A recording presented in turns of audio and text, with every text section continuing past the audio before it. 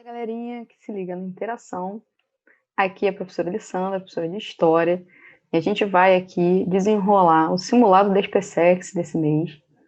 Eu vou fazer as questões com vocês, e como a gente já tem se acostumado, eu vou ler a questão, explicar um pouco sobre o que a questão está trazendo, e logo em seguida a gente vai ver qual alternativa preenche, né, de forma correta o que foi pedido. Então, peço que você esteja com o seu simulado, que você anote, faça aí suas observações, para que essa forma, né, da gente resolver e corrigir seja um jeito de você também estar refinando o seu estudo, né? História se estuda também fazendo exercício. Então vamos lá para a questão 49 do nosso simulado. A questão fala o seguinte: leia o texto a seguir. Nos séculos 18 e 19, o termo liberalismo geralmente se referia a uma filosofia de vida pública, que afirmava o seguinte princípio: sociedades e todas as suas partes não necessitam de um controle central, administrador, porque as sociedades normalmente se administram através da interação voluntária de seus membros para seus benefícios mútuos. Hoje, não podemos chamar de liberalismo essa filosofia, porque esse termo foi apropriado por democratas totalitários. Em uma tentativa de recuperar essa filosofia ainda em nosso tempo, damos a ela um novo nome: liberalismo clássico. Bem, esse autor, então, argumenta sobre o termo do liberalismo clássico, falando, né, das tradições e ideias políticas lá do século XVIII e XIX.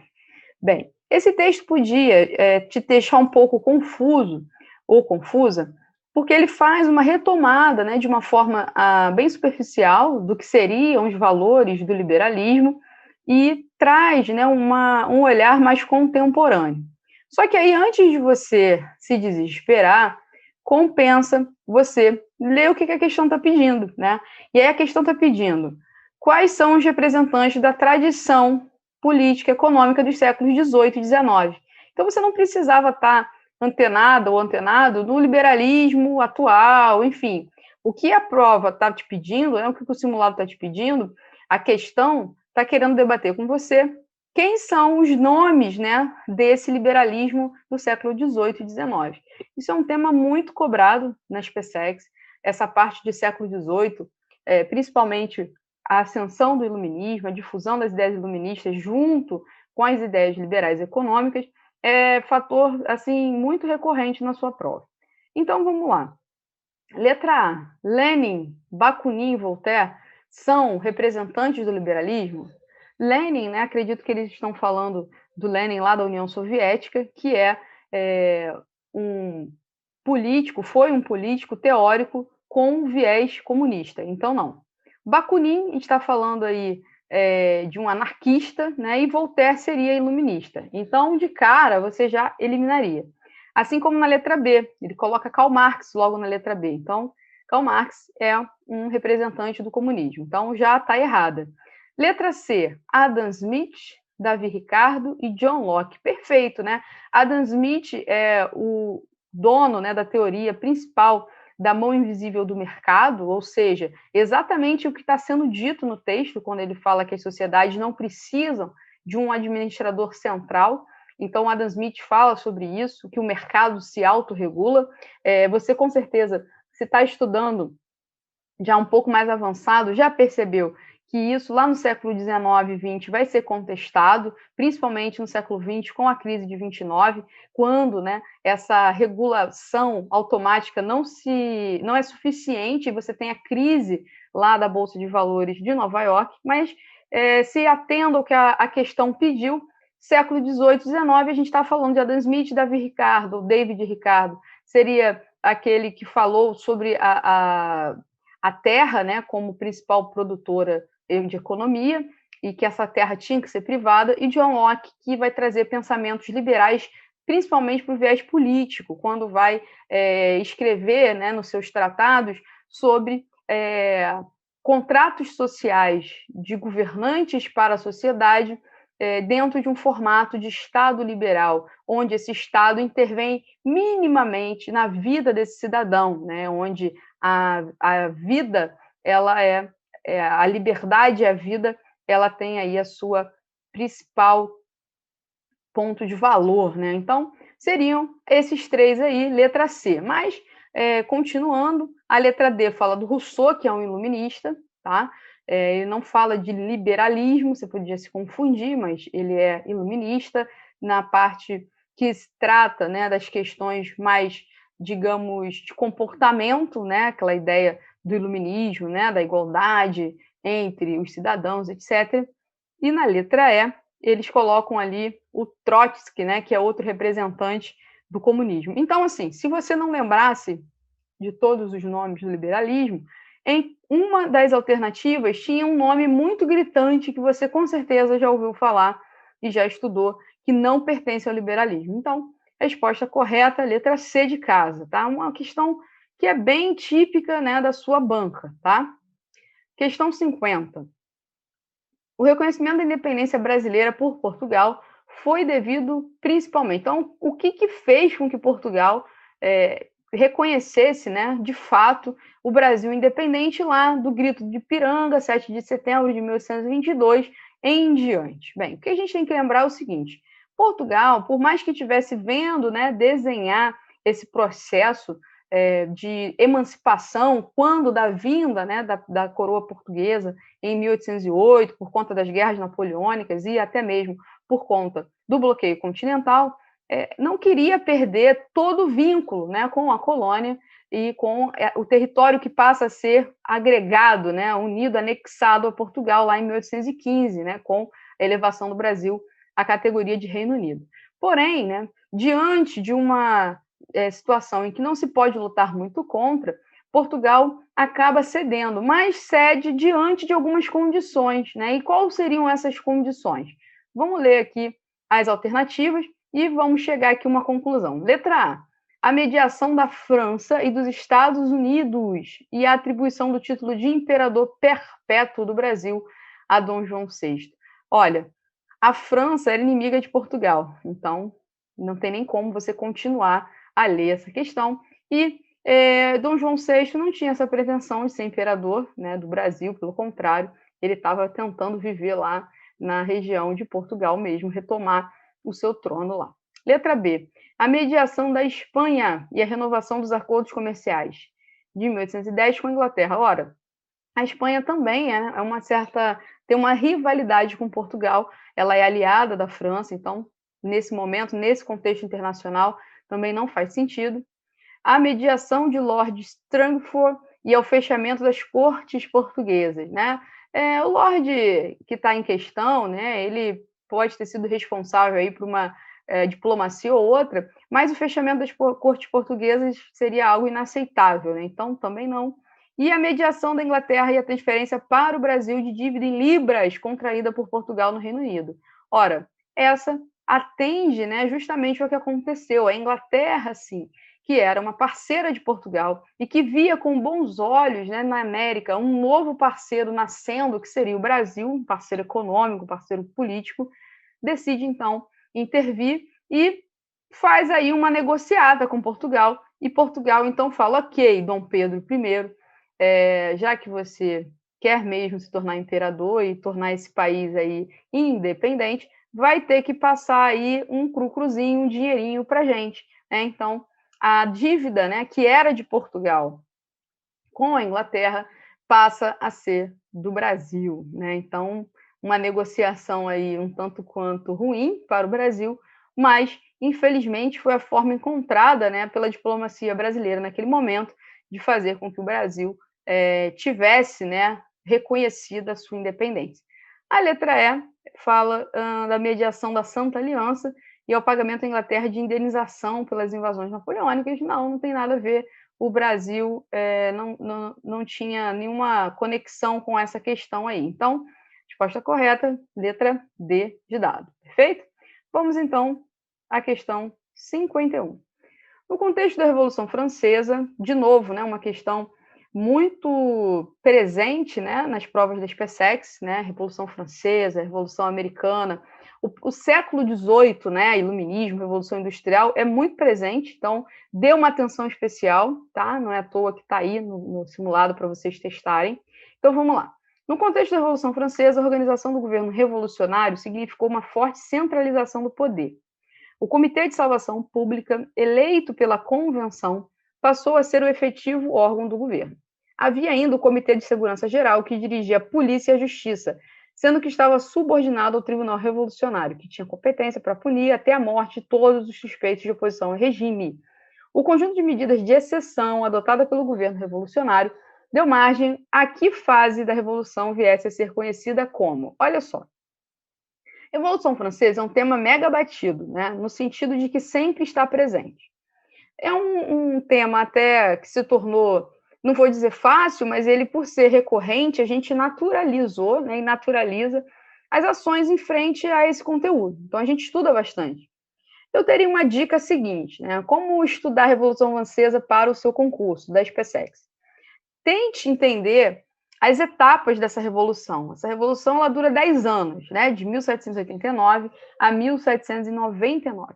Então, tente entender as etapas dessa revolução e entender que é um processo. O início desse processo é a fase, né, da Assembleia Constituinte, lá onde você depõe, né, o rei, e a burguesia toma o poder de maneira ali provisória para dizer o que vai ser dessa revolução, que caminho vai ser tomado. Então, primeiro você prende o rei, né, o rei é preso, depois ele vai ser executado, né, num segundo momento, mas, de primeira instância, você tem o início das mudanças das regras do jogo, né? Lembrando que a Revolução Francesa acontece o quê? Diante de uma França empobrecida, faminta, com um absolutismo que não olhava para as necessidades da população, né? Você tinha um rei extremamente egoísta, vamos colocar assim, que estava mais preocupado com a sua vida em Versalhes, no Palácio de Versalhes, e seus mimos e luxos e artigos de luxo, do que, de fato, em resolver o problema da população, e isso inflamado com uma burguesia que pagava, né, o terceiro Estado, todos os impostos referentes, né, à manutenção do Estado francês.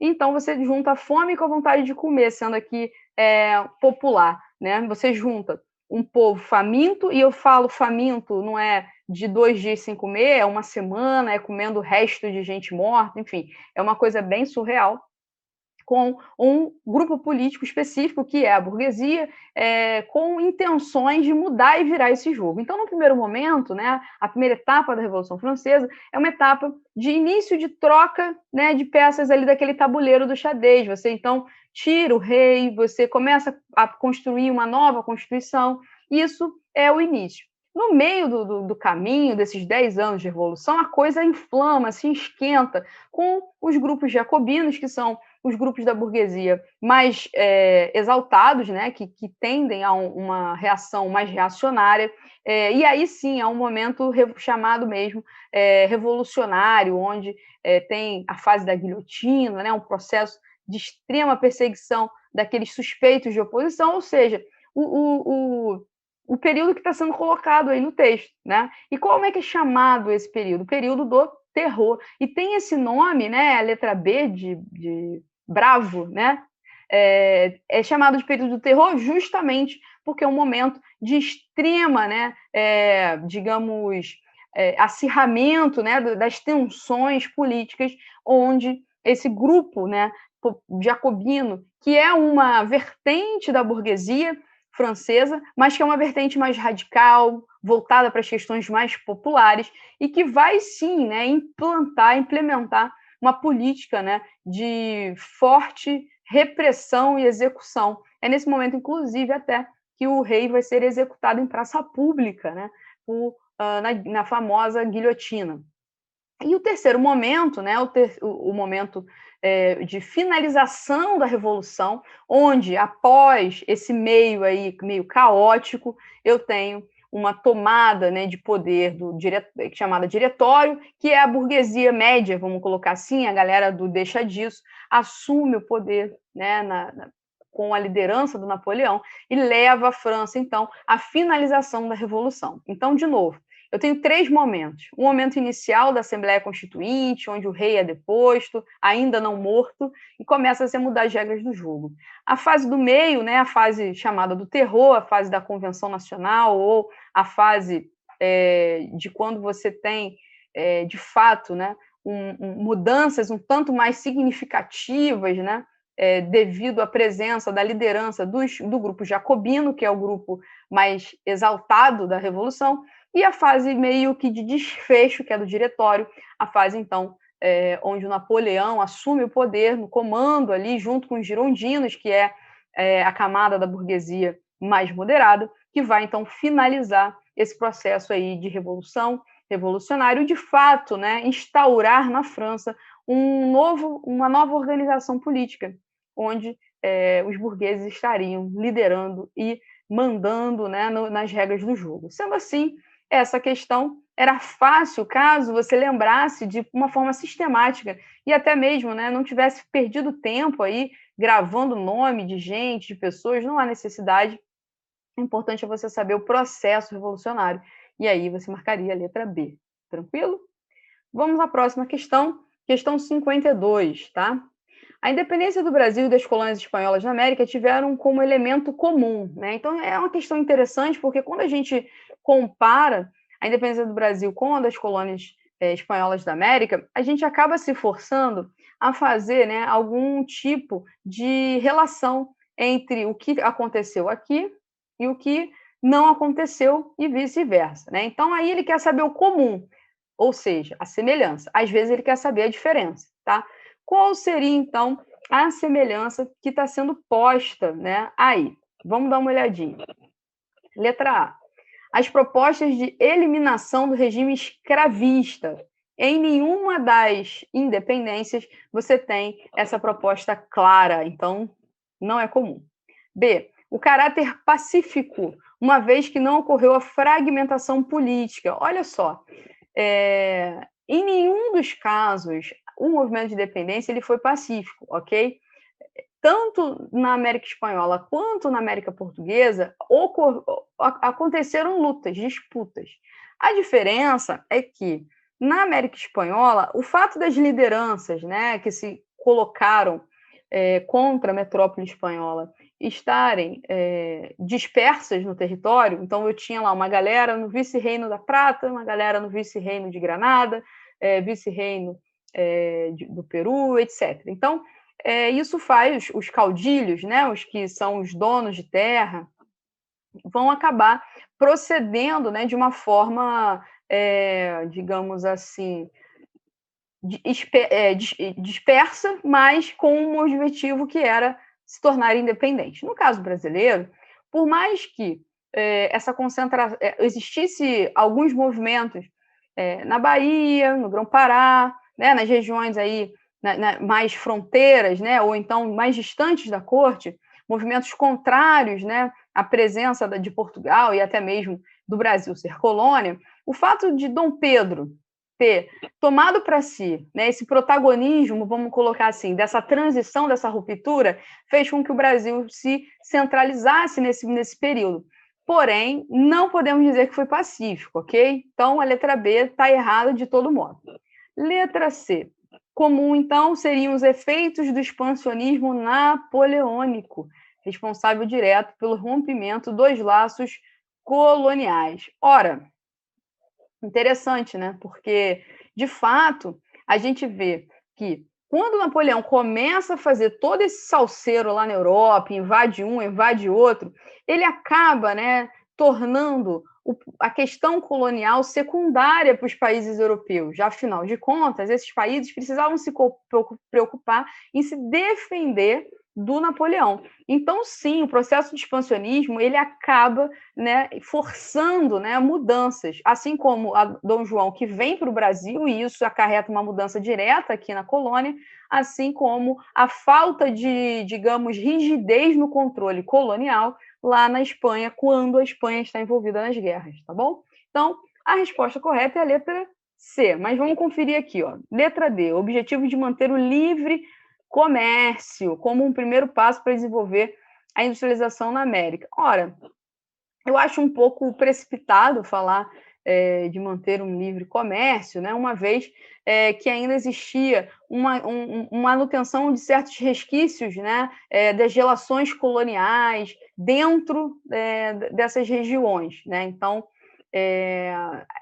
esse desenvolvimento da industrialização ainda está muito barrado ainda na questão da produção agrícola, tal. Então acho que essa letra D aí ela peca, né, ao falar sobre industrialização. Letra E.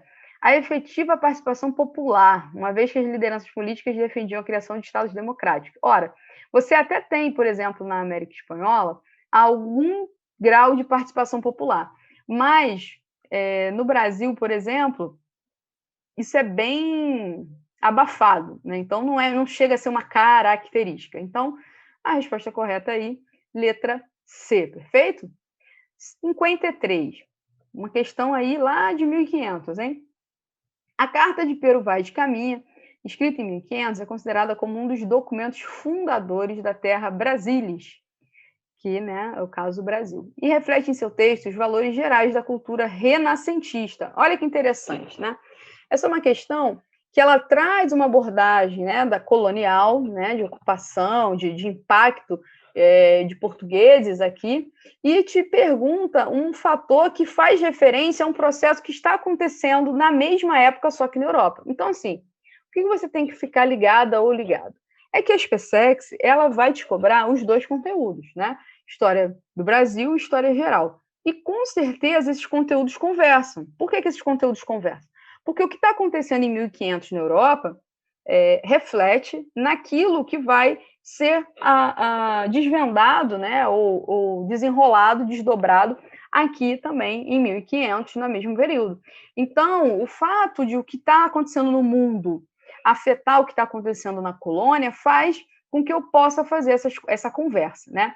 Então, quando ele pergunta, lá na Carta de Pero Vaz de Caminha, o que está posto no texto que revela, né, valores da cultura renascentista, eu precisava saber os valores da cultura renascentista. Se eu não soubesse, ia ficar perdido na hora de fazer a questão. Então, valores da cultura renascentista, antropocentrismo, ou seja, o homem no centro, valorização da razão, né, o homem como um protagonista, né, na sua existência, a ideia, né, de que esse homem ele está no centro não quer dizer que ele não é religioso, mas quer dizer que ele é importante e que ele está buscando, né, se entender dentro desse universo, né? Então você tinha que ter essas características aí presentes para poder resolver. Então vamos lá.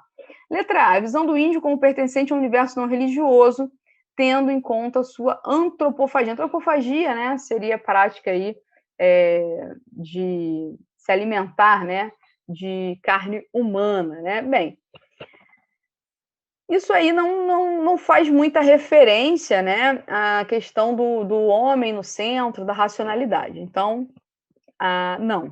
Letra B, a informação sobre os preconceitos desenvolvidos pelo Renascimento no que tange à impossibilidade de se formar nos trópicos uma civilização católica moderna. Não, pelo contrário, né? É justamente a possibilidade de que esse indígena possa vir a ser educado, né, faz com que, sim, tivesse uma crença de que era possível uma civilização católica aqui. C. A identificação do Novo Mundo como uma área de insucesso devido à elevada temperatura que nada deixaria produzir. Pelo contrário, né, eles vão justamente se aproveitar daquilo que é possível ser feito aqui. D.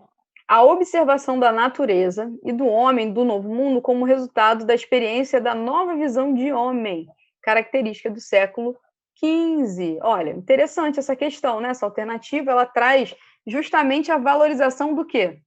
Do homem, do indivíduo. E é justamente essa a característica, né, da cultura renascentista. Ora, você podia nunca ter lido a Carta de Pero Vaz de Caminha, mas quando ele fala, reflete em seu texto valores da cultura renascentista, são esses valores que você vai ter que procurar na alternativa, tá? Então, a resposta correta aí é a letra D de dado.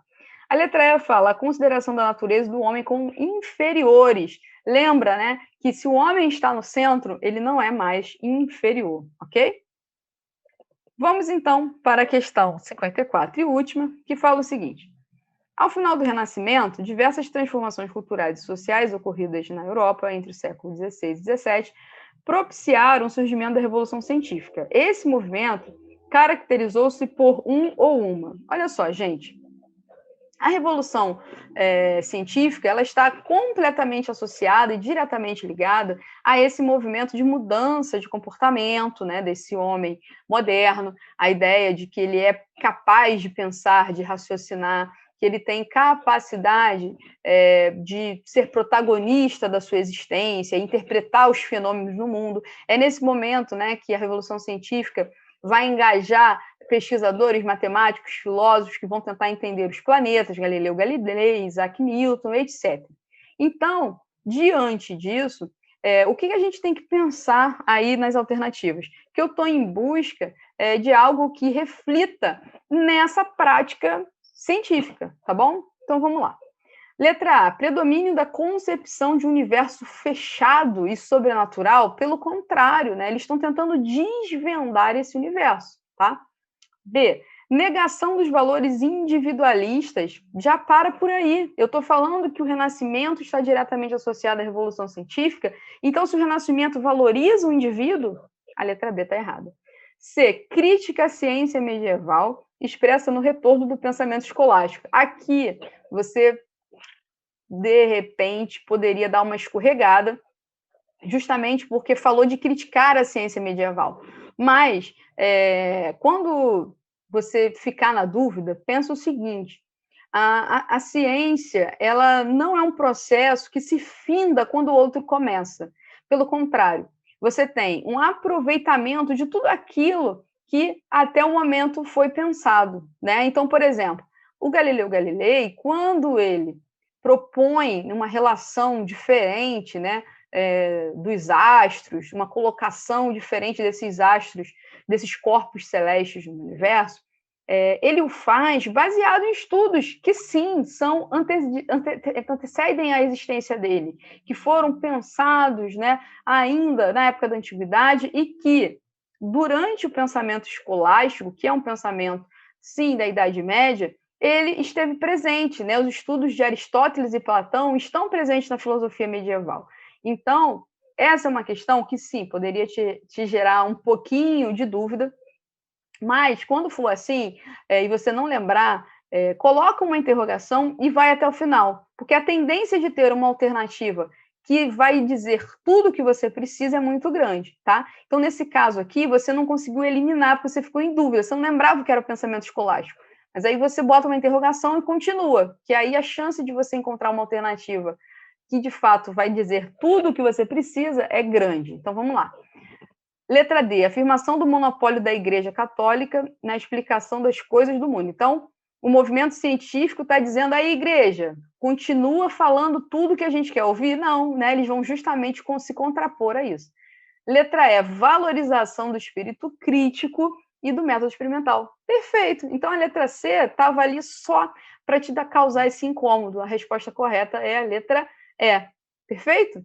Olha, caso você tenha perdido aí alguma marcação de gabarito, deixei a cola aí no final das questões 49 a 54. Espero que vocês tenham curtido. Caso vocês tenham ainda alguma dúvida, é só escrever para a gente, é só comentar e faremos o possível para ajudá-los, ok? Foi muito bom estar com vocês e até a próxima. Oi, pessoal, tudo bem? O meu nome é Cássia Regina, eu sou professora de Física aqui pela Interação e a gente vai corrigir mais um simuladinho, tá bom?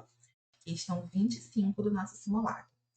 Sobre um plano inclinado é colocada uma caixa em repouso, fixada a um cabo inextensível de massa desprezível. Não existe atrito entre a caixa e o plano inclinado. Qual será a aceleração da caixa se cortar o cabo? Temos essas opções, ok? Aqui da letra A até a letra E. E aí, o que eu fiz? Olha aqui essa caixinha, né? Quando a gente faz a aplicação das forças, isso é uma das coisas que a gente ensina no nosso curso, né? Nosso curso de física, a gente fala como posicionar as forças na nossa caixa. E depois de posicionar todas elas e colocar a decomposição aqui, o que a gente tem?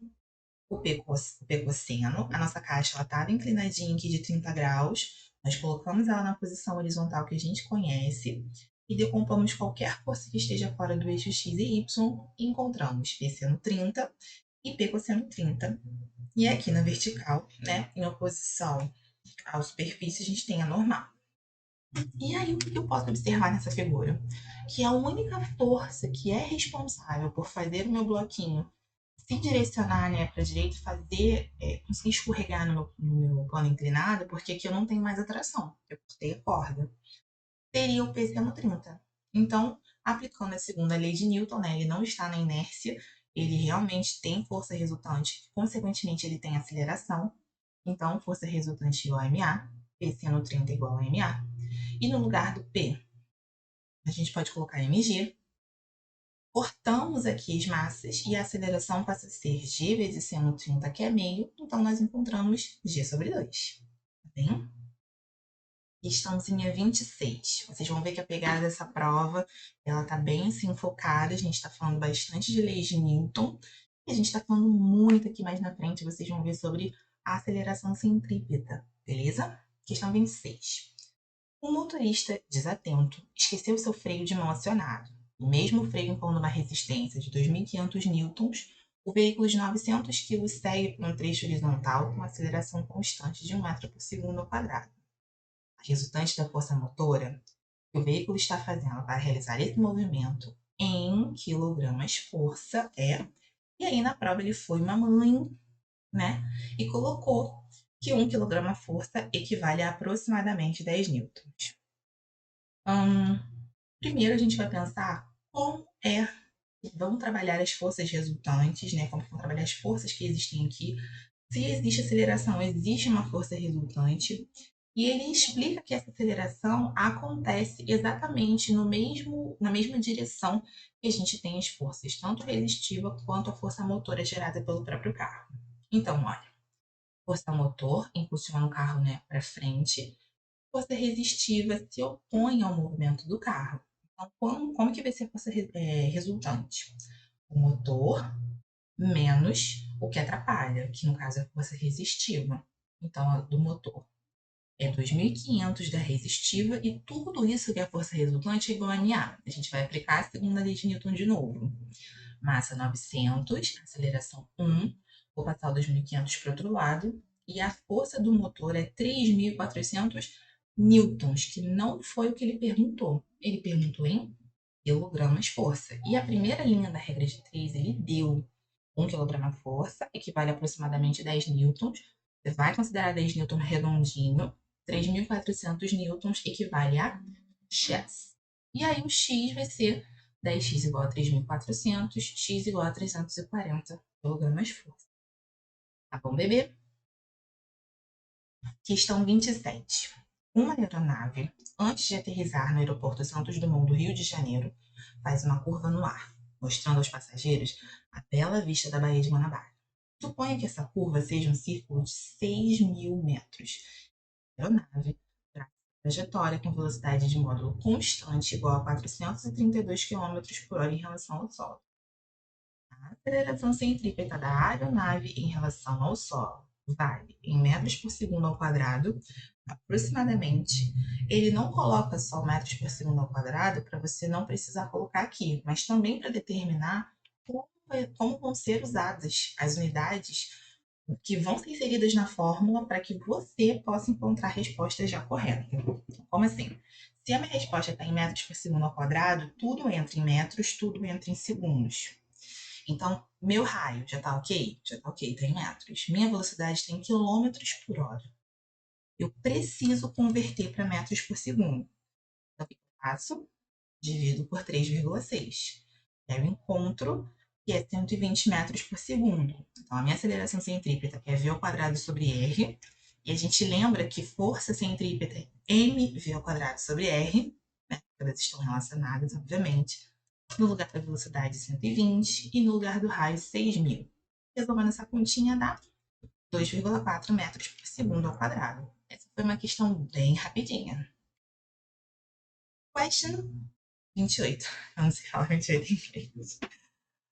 O desenho abaixo representa um sistema composto por cordas e polias ideais de mesmo diâmetro. O sistema sustenta um bloco com peso de intensidade P.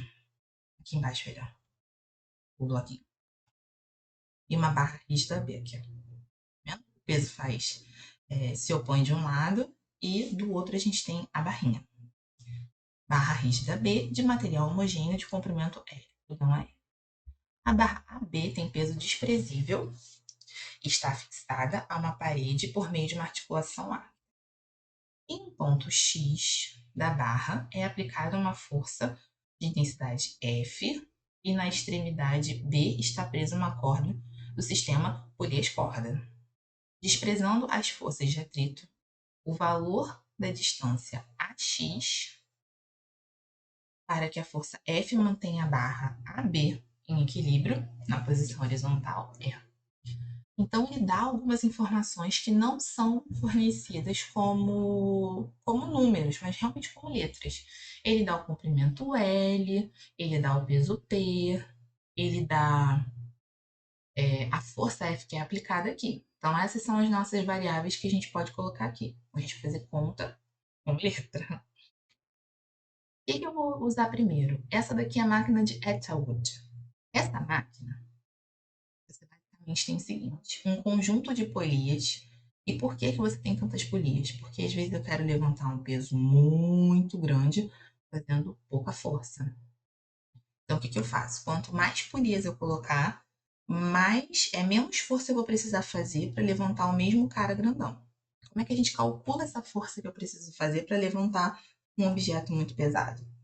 Então, como é que eu faço? A minha fórmula é a força que eu faço desse lado aqui, que é aquela que eu quero fazer, né? Que eu menos quero fazer força, vai ser igual ao objeto que eu quero levantar, P, igual a 2, perdão, sobre 2, elevado a N. E esse N é o número de polias móveis.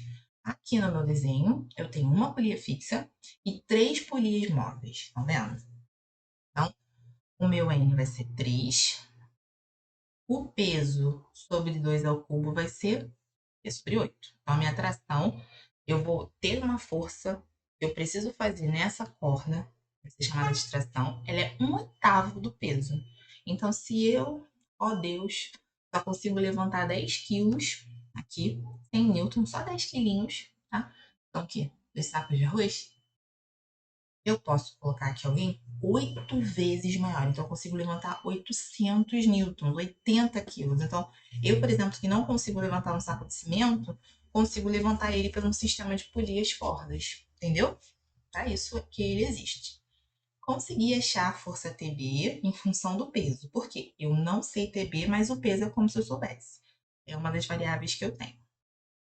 E aí, olhando só para o nosso sistema, a parede, barra rígida e as forças que estão nele. Como é que a gente resolve isso?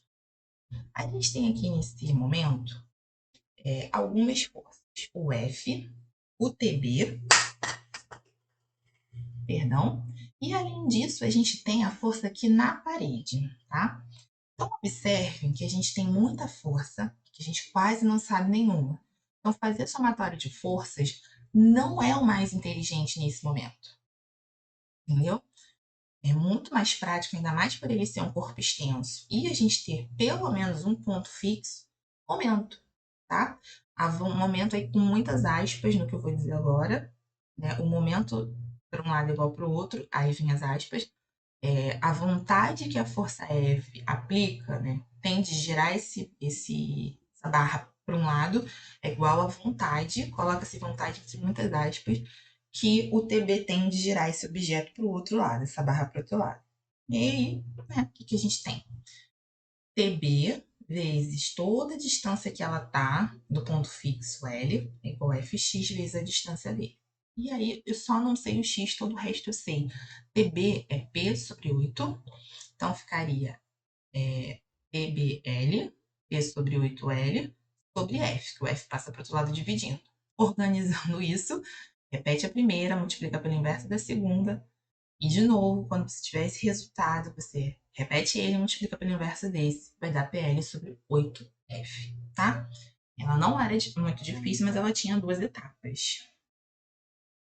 Outra pegada aqui, Newton, de leis de Newton. Um trator com 200 kg de massa puxa um arado igual a 80 kg, exercendo sobre ele uma força de 200. Então, o arado tem 200 Newton aí exercendo sobre ele. O conjunto trator-arado desloca-se horizontalmente para a direita com uma aceleração de 0,500 metros por segundo ao quadrado. A força de resistência que o solo exerce no arado tem módulo, então os 200 newtons que o trator faz no arado impulsionam ele para frente, com uma aceleração de 0,500. Então, ele vem para frente com 200 e 0,500 de aceleração. Mas tem uma força resistiva, tá? E aí, como é que a gente faz?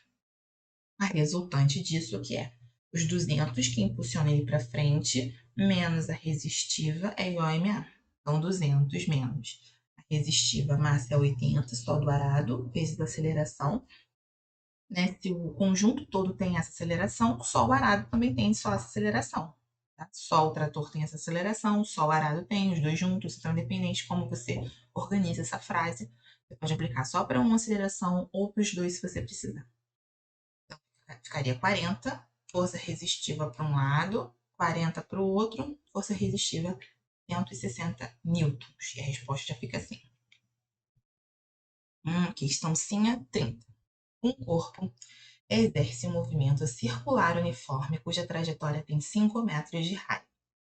Considerando que o objeto descreve 2 voltas em 12 metros, é possível afirmar que sua velocidade tangencial em metros por segundo é de aproximadamente e considere π igual a 3,14 radianos. Eu tentei abordar isso da forma mais MCU possível. Então, eu tentei abordar usando as fórmulas de movimento circular. E você usou a fórmula de movimento retilíneo linear, ou seja, você calculou qual seria o ΔS de dar 2 voltas numa circunferência que tem um raio de 5 metros e dividiu pelo tempo. Tá ótimo. Foi melhor ainda, foi muito mais rápido. Mas aqui, usando as nossas fórmulas de movimento circular, a variação angular, para que a gente possa achar a velocidade angular, então vão ser 2 voltas, então 2 vezes 2π, e o π é 3,14, dá 12,56 radianos. Então, a velocidade angular pode ser chamada como? A variação angular sobre a variação de tempo, a gente acha essa velocidade angular, e a linear é a angular vezes o raio. Então, a gente faz 1,047 vezes 5, a velocidade é 5,32 metros por segundo. Se você colocou V igual a ΔS sobre ΔT, uma volta é 2πr, 2 voltas é 2 vezes 2πr e dividido pelo ΔS, tá perfeito, tá bom? Vai achar a mesma resposta. Questão 31. Ao longo de uma viagem, um automóvel de 1.000 kg para em 2 pontos da trajetória. Ponto A, na estrada com inclinação 30 graus em relação horizontal, e ponto B, na via com inclinação 90 graus em relação horizontal. Considere que no carro atuam somente as forças da gravidade normal e atrito, com 1.000 a 0,7. As forças de atrito estático em Newton que atuam no carro dos pontos A e B são, respectivamente, o que a gente encontra aqui? Essa daqui é a posição 30 graus em relação horizontal e essa é a posição 90. Tá bom? Ele fica assim, em pezinho. Quando a inclinação é 90 graus, tá? Coloquei o meu carrinho nas posições que a gente costuma fazer conta. Normal para cima, peso aqui seria para baixo, ó, tá? Bate para outro lado. O que acontece aqui? Esse carrinho, nessa direção aqui, ó, ele praticamente não tem contato com a superfície. Se eu não tenho contato com a superfície, eu não tenho normal. Normal, ela é uma força que só acontece com contato com a superfície. Se você pula de um avião, você não tem normal, porque você não tem contato com a superfície. Se eu não tenho normal, eu não tenho atrito automaticamente. A fórmula é μ vezes n, mas você pelo menos precisa ter o n.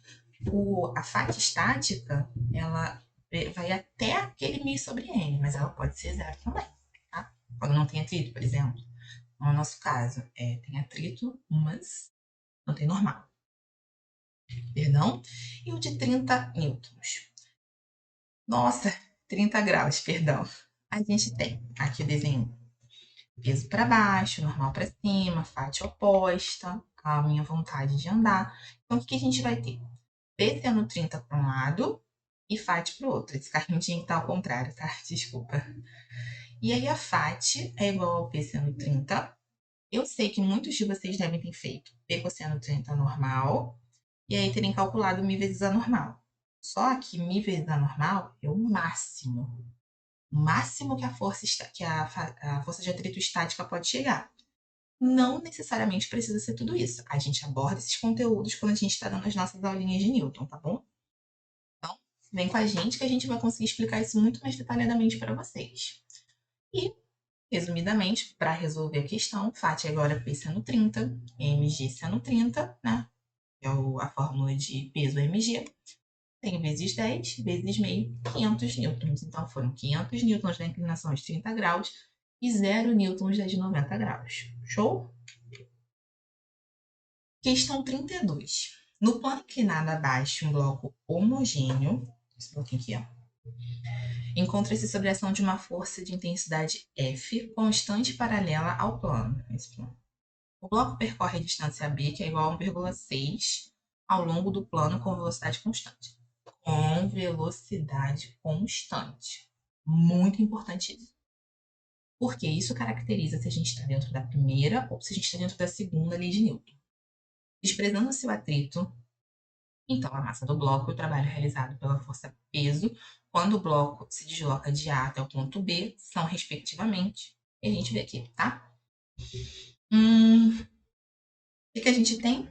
Normal para cima, como geralmente funciona, né? Faz 90 graus com a superfície de contato, P seno, P cosseno, e a força aqui, tá? Então, 4 newtons é minha força, não tenho a minha massa pela primeira vez nesse simuladinho, gravidade 10, seno 30 raiz de 3 sobre 2. Então, o que a gente vai ter aqui? Aqui fica 5 raiz de 3m, tá? O que eu vou fazer? Vou pegar tudo e passar para o outro lado. O 4 já está aqui.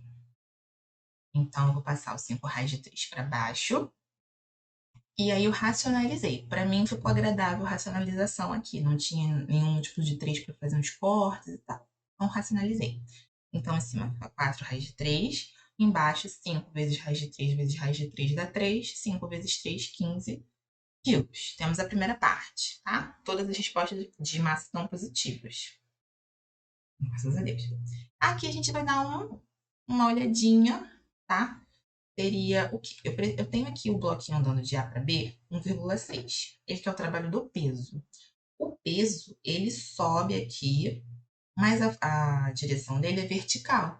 Então, eu preciso saber, se eu subir aqui inclinado, quanto na vertical eu subiria. Porque o meu peso, ele está justamente aqui na vertical. Então, eu consigo aqui nesse triângulozinho fazer o seno de 30 e encontrar essa alturinha, que é 0,8 raiz de 3. E aí, como é que vai ser meu trabalho? F vezes D, por que negativo? Porque eu quero subir e o peso é para baixo, me atrapalha a subir. Tá? Menos pH, menos mgh, o que me lembra muito da fórmula de energia potencial gravitacional. Massa, linda, 4 raiz de 3 sobre 15, vezes 10, que é gravidade, vezes a alturinha, 0,8 raiz de 3.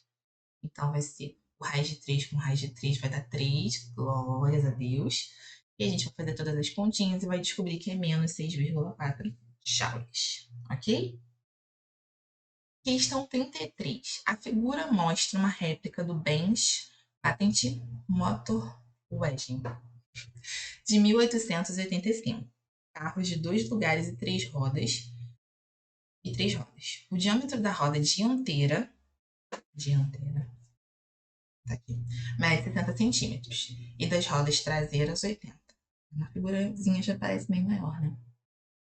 Em um teste recém-realizado, o veículo percorreu em linha reta 7,2 km em 12 minutos, mantendo a sua velocidade praticamente constante. Assim, considerando π igual a 3, olha, gostei. A frequência de giro das cordas dianteira e traseiras deve ter sido em Hz aproximada e respectivamente de. Então, só um minutinho. Dianteira e traseira. Primeiro dianteira, depois traseira. Eu fiz o seguinte. Calculei a velocidade. E aí, né? O que ele faz algumas perguntas aqui, ó. Hertz. Hertz é uma unidade de frequência que sempre é utilizada quando a gente consegue colocar tudo no SI. E a gente está vendo tudo fora do SI. A gente tem diâmetros em centímetros, a gente tem distância em quilômetros, tem tempo em minutos, então tudo vai precisar ser convertido quando a gente estiver fazendo as contas. Então, 7,2 quilômetros são 7.200 metros.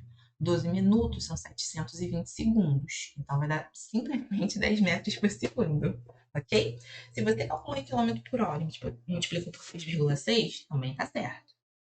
E aí, essa formuleta, como é que eu relaciono a velocidade linear com frequência? Porque o que eu estou calculando é uma velocidade linear. Eu tenho velocidade linear igual a ômega R. Esse ômega é a nossa velocidade angular. E a velocidade angular também é igual a 2πf, onde f seria a frequência.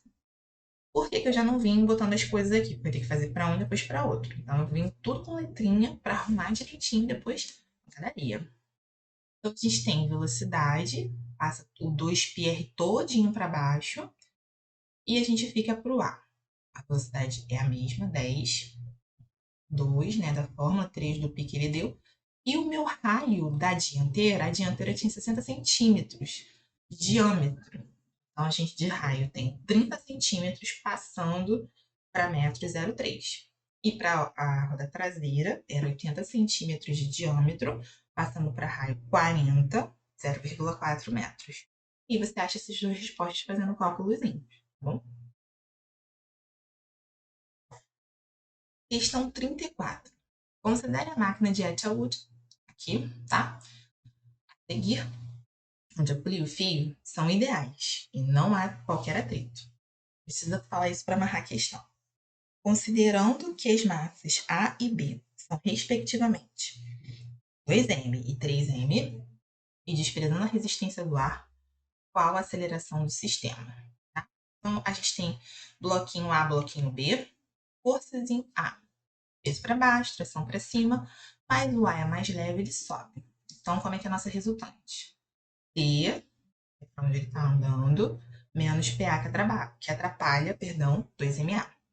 O A, essa aceleração é a mesma para o bloco B, tração para cima, B para baixo, como ele desce, PB menos T como força resultante, igual a 3ma, mesma aceleração.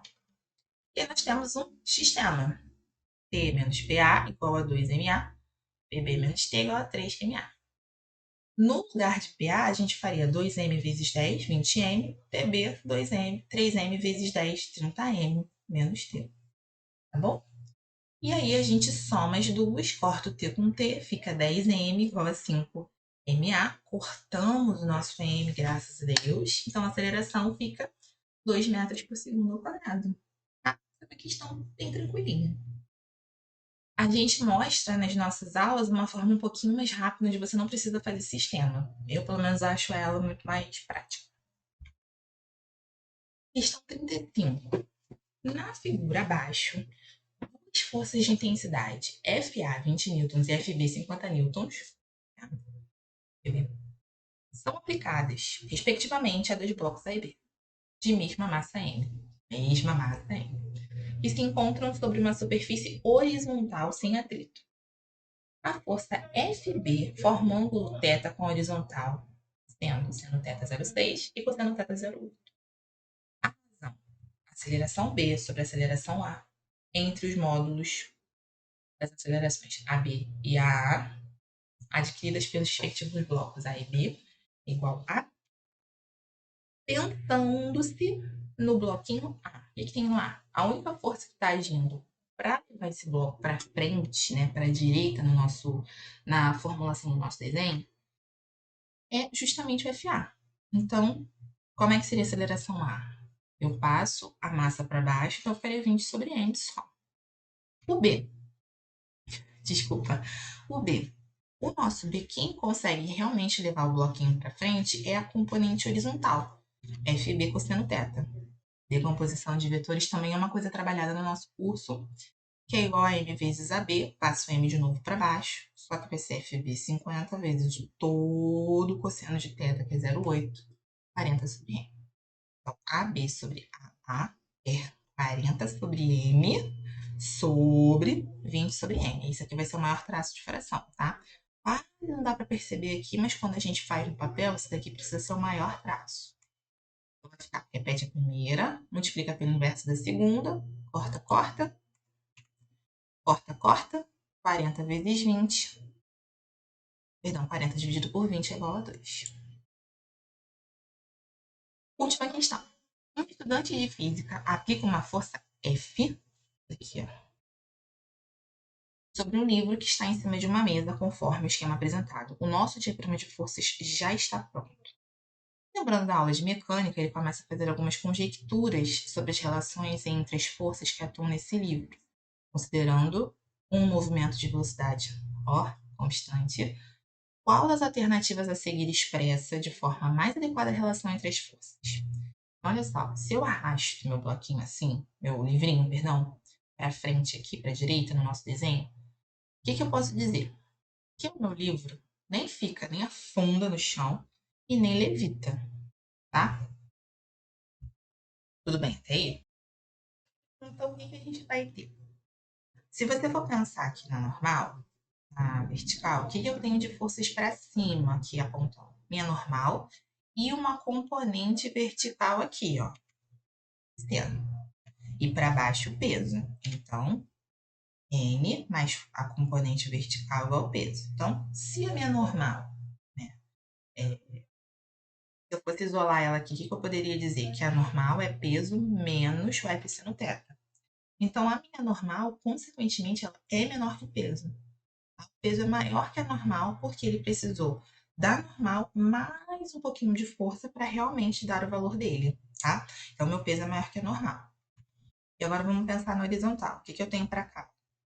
F é cosseno θ, componente horizontal, igual a FAT. Opa, aqui.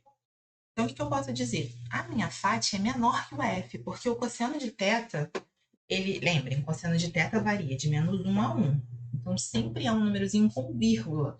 Um númerozinho menor, com vírgula e menor que 1. Então, é 0,8, 0,6, 0,5, 0,1. É sempre um 0, alguma coisa. Então, a minha FAT é menor que a força, porque para ser igual eu tenho que multiplicar por alguém menor que 1. Então, como se eu estivesse dividindo por 2, dividindo por 3, dividindo por 5, tá? Então, a minha FAT é menor, ok? Eu adorei essa questão porque ela é uma força comparativa. Mesmo que você não conseguisse visualizar as fórmulas em si, você conseguiria, pela sua própria intuição, dizer, não, com certeza essa normal não pode ser igual ao peso, porque ainda tem uma força ajudando ela a puxar para cima. E que o meu F puro, ele não consegue, ele é maior do que a minha FAT, até pela, assim, aqui, já veio aqui, o vetor normal é igual ao vetor peso, então aqui a gente tem uma pegadinha, e aqui a gente costuma desenhar o vetor FAT menor, quando eu desenho para fazer as questões assim, na mão, eu acabo fazendo com tamanhos aleatórios, mas foi bem essa força, isso aqui eu achei bem, assim, induzido a dar uma respostinha aqui, tá bom? Espero que vocês tenham gostado, que esse simulado tenha sido bom. Eu acredito que ele abordou muito especificamente as leis de Newton e aceleração centrípeta, que eu achei conteúdos que não são difíceis, que tem fórmulas muito curtas para você calcular, principalmente de aceleração centrípeta. Beijinhos! Hello, guys, tudo bem com vocês? Teacher Daiane, professora de inglês de interação aqui, e hoje vamos para mais uma correção de simulado da SpaceX hoje, beleza? Confere comigo aí. Primeira questãozinha, temos um texto, né? SpaceX, né, gente? Mas olha só, a gente não vai precisar interpretar esse texto aqui. The underlined expression turn a blind eye in the last paragraph of the text means. Então, a expressão sublinhada turn a blind eye in the last paragraph of the text, no último parágrafo do texto, significa. Então, a gente vai ter que ver aqui o que significa turn a blind eye. Se você não sabe o que significa, você vai precisar ler pelo menos o último parágrafozinho do texto para você entender o contexto e tentar deduzir o que significa, tá? Então, vamos ler aqui rapidinho, tá? Bora lá. Então, aviões de transporte americano lançaram fardos de comida e água nas montanhas Sinjar, né? Sinjar. Com combatentes curdos, tá? No topo de uma colina próxima, capazes de relatar que a maioria foi recebido com segurança. Então, beleza, né? Os combatentes aqui foram capazes de relatar que a comida foi recebida com segurança. Embora, mas sem dúvida será necessário. O Obama classificou a operação em termos humanitários. A América cannot, então a América não pode e não deve intervir em todas as crises ao redor do mundo, ele disse. Mas quando a América tem um mandato, como ela tem nesse caso, depois depois do governo iraquiano, né, pedir por ajuda, né, e quando ela tem, né, as únicas capacidades de ajudar a parar um massacre, né, a evitar um massacre, então o seu país não pode turn a blind eye. Não pode o quê, gente? Fechar os olhos, como se fosse isso, tá?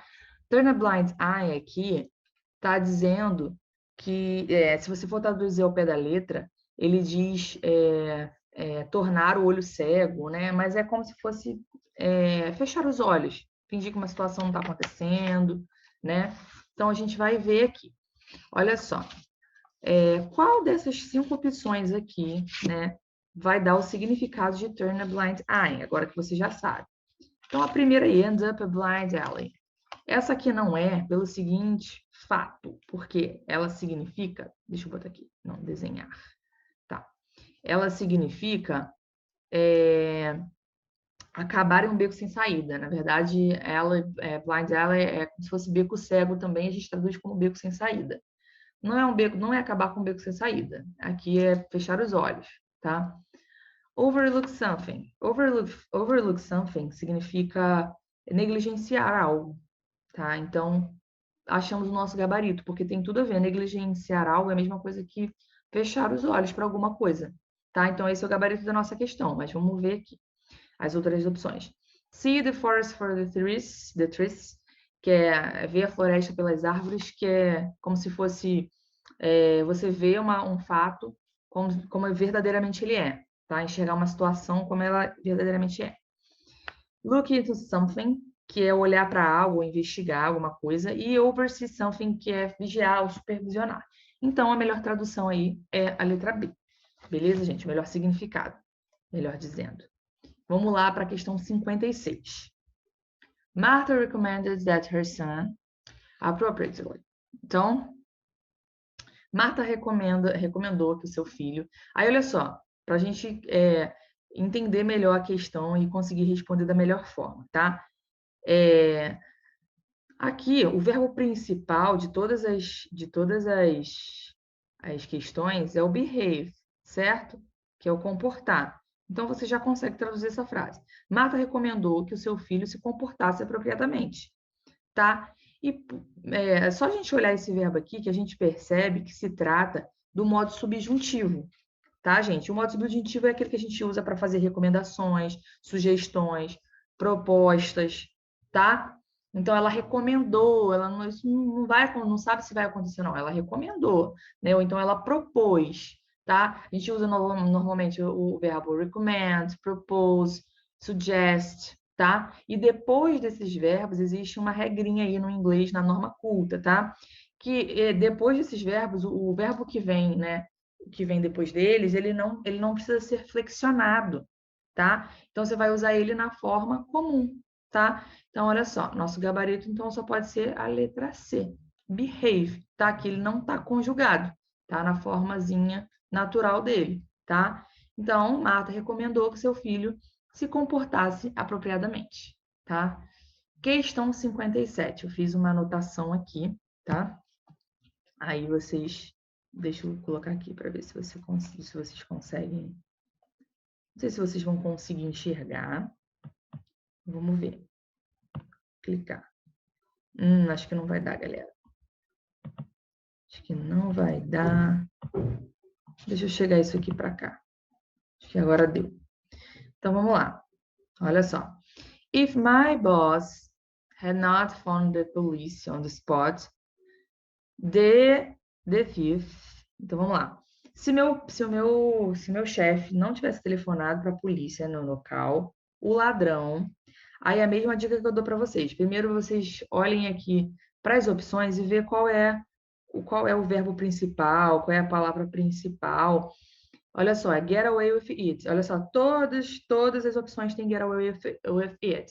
Ó, get away with it, got away with it, só que mudando algumas coisas. Então, gente, get away with it é ficar livre, ficar impune, tá? De alguma coisa. Então, já dá pra gente traduzir aqui. Se o meu chefe não tivesse telefonado para a polícia no local, o ladrão teria ficado impune, né? Então, olha só. Isso aqui se trata de uma conditional sentence, tá? E aí, para a gente resolver, eu coloquei aqui uma anotaçãozinha para a gente ver. Nós temos 4 tipos de condicionais. Sorry. Bora lá. Então, a primeira condicional, né, a gente vê que a gente tem 2 frases aqui, ó, tá? Então, é sempre assim, ó, simple present e simple present, nas 2 frases, tá? Isso na zero condicional, na tipo zero, tá? E ela serve para a gente abordar situações gerais, tá? Do dia a dia, do cotidiano. Por exemplo, if I go there, I call you. Se eu for lá, eu ligo para você, tá? Aí nós temos a tipo 1, que é o quê? Simple present. E a segunda pode ser o simple future, ou pode trocar, tá? Serve para quê? Indicar uma condição que pode acontecer em um resultado favorável, tá? Eu não coloquei exemplo aqui, então eu vou inventar um agora, que eu acabei esquecendo. Por exemplo, if she studies, she's going to pass. Se ela estudar, ela vai passar, tá? Então, uma condição que pode acontecer, beleza? Beleza, então present e future, simple future. E aí temos o tipo 2, que é o quê? O simple past, na primeira ou então na segunda, porque pode inverter. E na segunda pode ser um present conditional, que usa would, ou então um present conditional, continuous conditional, tá? Como é que é isso? Deixa eu ver se eu coloquei... coloquei exemplo, vamos lá. Olha aqui. O que indica essa condicional tipo 2, tá? Ela indica uma hipótese e um resultado favorável, né? Provável, quer dizer, por exemplo, if I had money, I would travel around the world, tá? Se eu tivesse dinheiro, eu viajaria pelo mundo, tá? Então, ó, nós temos um simple past, né? O if mais o simple past e um present conditional, tá? Com o would aí. Beleza. E vamos para o tipo 3. Qual é o tipo 3, gente? If mais past perfect mais o perfect conditional, tá? Que é o would lá, tá? Mais o have. Então, olha só. O que expressa esse tipo 3? Esse tipo 3 aqui, ela vai indicar condições irreais no passado e um resultado provável. Vamos lá. If you had studied, we would have passed the exam. Se, tá? Se nós tivéssemos estudado, teríamos passado na prova. Beleza?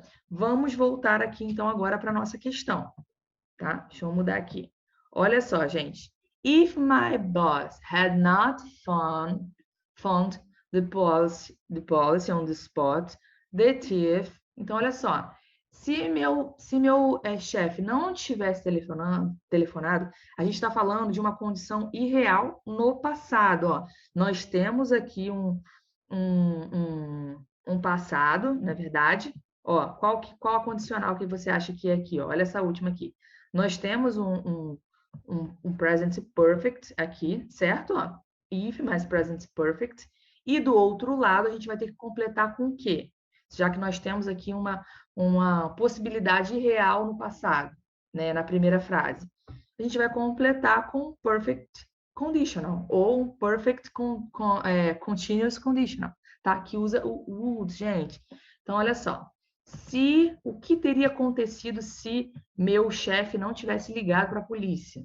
Se meu chefe não tivesse ligado para a polícia, ó, o ladrão would get away with it. O ladrão teria se safado disso, né?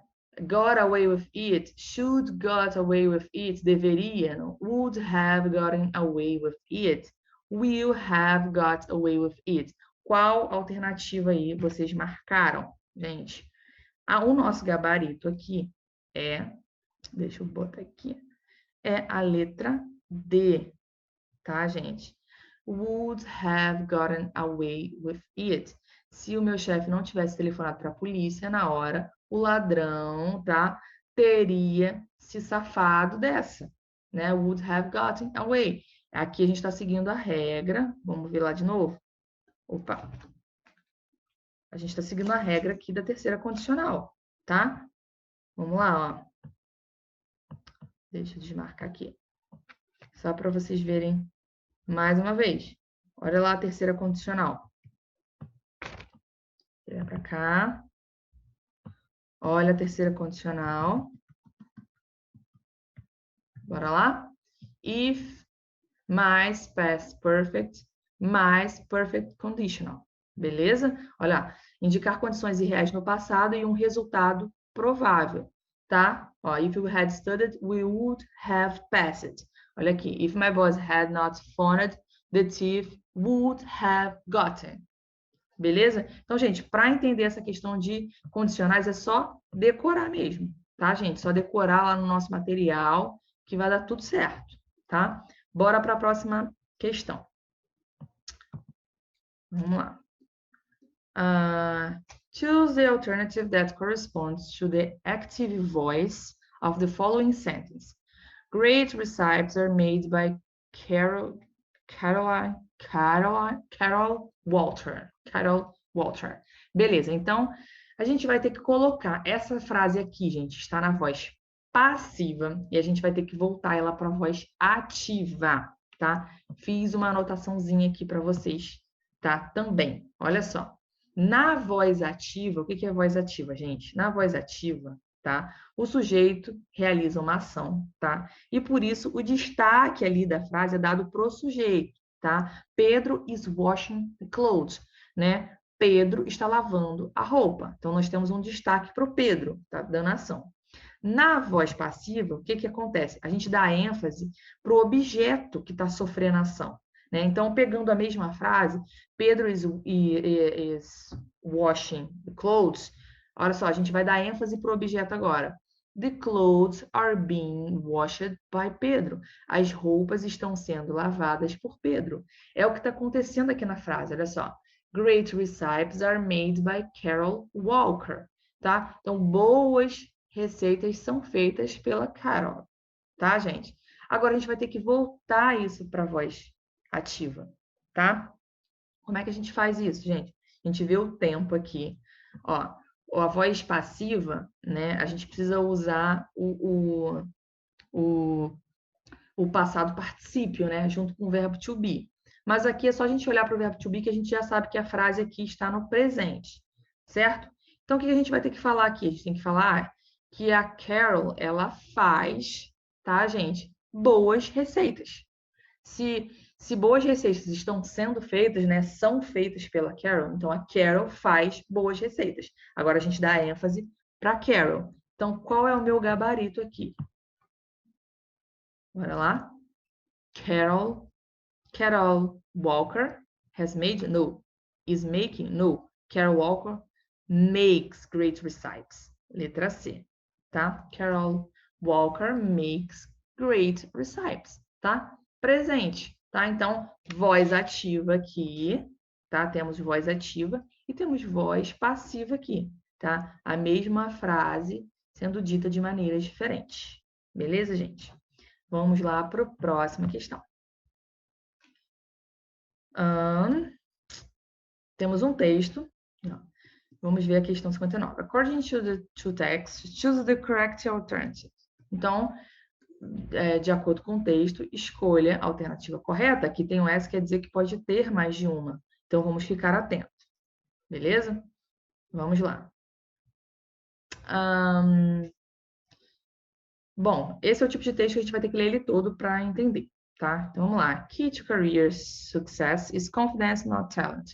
Então, a chave para uma carreira de sucesso é confiança e não talento. Será, gente? Bom, não sei, o texto que está dizendo aqui. Bora lá. Opa, sorry. Embora trabalhadores com grandes egos vão normalmente ter uma performance ruim e cometer mais erros, né? Seus colegas consistentemente falham em apontar os seus erros e continuam achando eles, né, maravilhosos e amados, né? A personalidade deles, né, suas personalidades apontam, né, para o fato de que eles normalmente são promovidos, né, acima dos seus colegas, que são mais competentes, já que seus colegas confundem suas confianças, né, a confiança deles com talento. Beleza. Um estudo de mais de 500 estudantes, acadêmicos e trabalhadores, publicado no Jornal de Personalidade e Psicologia Social, mostrou que esses que aparentam mais confiança alcançam um maior status social o maior status social do que seus colegas, né, seus pares. Dentro de um ambiente de trabalho, maior status, né, individual, indivíduos que têm, né, maior status individuais, tendem a ser mais admirados, ouvidos e têm mais influência sobre as decisões de grupo. O professor Cameron Anderson, né, da Universidade da Califórnia, que liderou essa pesquisa, disse que aqueles que são excessivamente confiantes, né, são muito confiantes, normalmente buscavam poder, fama, sucesso, e essa autoconfiança era encorajada pela perspectiva de aumentar o status social, respeito e estima. Beleza. Os pesquisadores encontraram, né, acharam que muitos dos seus sujeitos acreditavam sinceramente que eles eram mais fisicamente talentosos, socialmente adeptos e qualificados, né, do que em seus trabalhos, do que realmente refletiam, tá? Embora, aí temos aqui entre parênteses, embora nós possamos, né, buscar escolher cuidadosamente, nós normalmente somos forçados a contar com indicações de habilidade, como, por exemplo, né, a confiança pessoal, né? E fazendo isso, nós, enquanto sociedade, criamos incentivos para aqueles que usariam o status para mostrar mais confiança do que sua habilidade real merece. Beleza. Então, resumindo, né, gente, aqui está dizendo que uma pessoa que ela tem excesso de autoconfiança, ela tende a ser promovida mais rápido, a ter mais sucesso da carreira do que quem tem realmente talento, né? Porque os colegas confundem, acham que essa autoconfiança, na verdade, é um talento, né? Na verdade, não é isso, né? Mas o texto está falando isso. Então, vamos ver aqui. According to the text, vamos lá, vamos escolher a alternativa correta. Opa, beleza. Letra A. Overconfident workers tend to have a good performance at work. Então, trabalhadores super confiantes, né, com excesso de confiança, tendem a ter uma boa performance, né? Tendem se sair bem no trabalho. O texto fala isso, gente? O texto fala que eles tendem a se sair... Opa, sorry. O texto fala que eles tendem a se sair bem no trabalho? Vamos ver? Olha só. O texto não fala isso, tá, gente? Olha só. Na primeira aqui, ó, na primeira frase aqui, ó, já fala aqui, ó, que embora os trabalhadores com grande ego, né, normalmente eles têm uma performance ruim no trabalho, então quer dizer, letra A não é, tá? Não é. E isso segundo o texto, tá, gente? A fama pode destruir a vida da pessoa se eles não estiverem emocionalmente preparados para o sucesso. O texto falou alguma coisa disso, gente? O texto não falou nada disso. Nada disso. Beleza. Letra C. A competência. Indivíduos competentes, normalmente, têm claros objetivos na vida e alcançam, né, e alcançam as melhores carreiras. O texto fala isso? Não fala. O texto fala, na verdade, que os indivíduos que têm muita confiança é que normalmente alcançam, tá? Então, letra C tá errado. Letra D. Pessoas com muito ego, com um ego muito grande, merecem respeito e admiração. Tá falando alguma coisa disso no texto? Não, gente, nada a ver. E ter sucesso na carreira, né? Letra E, a última. Só pode ser essa, né, gente?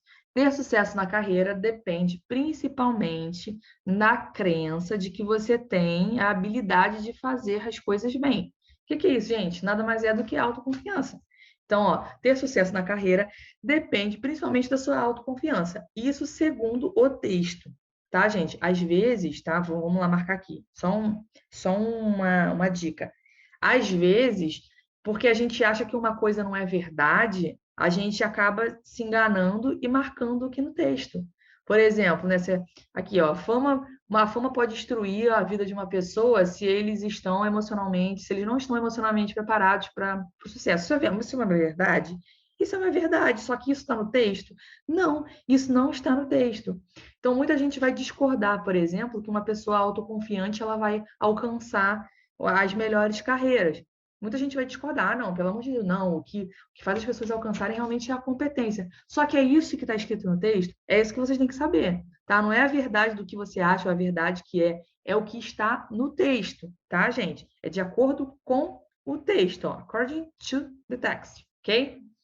Beleza. Então, vamos para a próxima aí.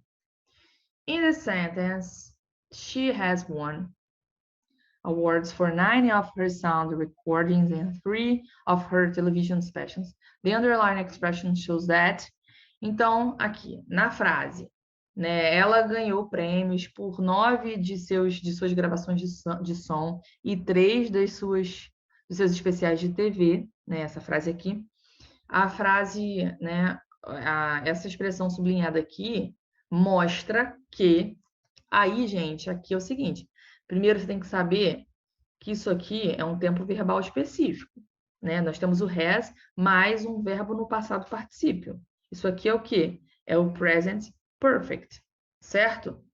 Então, olha só, eu coloquei anotações aqui para vocês, para a gente lembrar o que o present perfect representa. Ele representa uma ação ou situação indicada no passado, certo? E que permanece no presente. Uma ação realizada durante um período e que ainda não tenha sido finalizada. E também uma ação repetida, né, em um período não especificado entre o passado e o presente. Uma ação concluída no passado, né, recente, indicada pelo termo just, tipo, I have just finished. Beleza, são tópicos que o present perfect representa. Aí a gente vai dar uma olhadinha no texto aqui, ó. O que está falando? Vamos lá. As Jack's fame increased, né? Assim como a carreira dela, né? Subiu, né? Aumentou, cresceu, a saúde diminuiu, a saúde decresceu, né? Então, ela agora tem que usar cadeira de rodas, né? Mas isso não parou com a sua carreira de contadora de histórias, tá? Então, as histórias de Jack têm sido publicadas em livros, revistas, jornais, e ela apareceu na rádio e na televisão, tá? Ela ganhou prêmios por 9. Aí aqui está a frase que a gente quer. Ela ganhou prêmios por 9 de suas gravações de som e 3 de suas especiais de novela. Beleza. Então, olha só, nós estamos falando aqui de um passado, tá? De um passado específico? Não, de um passado que aconteceu em algum momento. E eu não quis falar. Ela ganhou o prêmio quando? Não sei, eu sei que ela ganhou, tá? Então, a gente vai ver aqui qual das opções é a opção correta, tá? Ó, the action is not expected to happen. A ação, aqui, ó, has won. O que significa, gente? Que a ação não vai acontecer? Não, a ação já aconteceu, é uma ação no passado. The action began in the past and is continuing now. A ação começou no passado e continua agora. Isso até representa o present perfect, mas não é o que está acontecendo aqui. É uma ação que já aconteceu. A gente só não sabe quando. A ação expressa uma situação no passado ou hábito. Até expressa uma ação no passado, mas hábito? Não, nada de hábito aqui. The action expresses an experience that happened at some times in one's life. Então, a expressão representa uma experiência que aconteceu em algum momento da vida. Esse é o nosso gabarito. Opa. Letra D, que é um dos tópicos aí do present perfect, tá? E the action expresses a future situation. Nada a ver, né? Que has one present perfect. Beleza, gente? Bom, esse foi nosso simulado de hoje. Espero que você tenha tirado todas as dúvidas aí. E vejo você no próximo, ok? See you.